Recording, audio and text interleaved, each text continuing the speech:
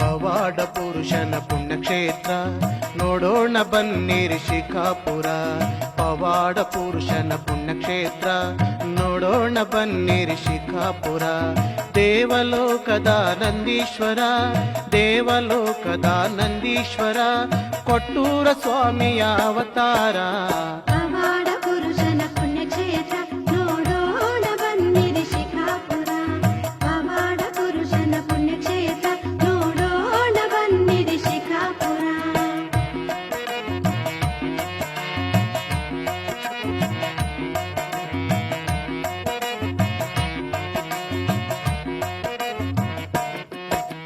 ಗಗನ ಚುಂಬಿಸುವ ಎತ್ತರವು ಶ್ರೀ ಹಿರೇಮಠದ ಗೋಪುರವು.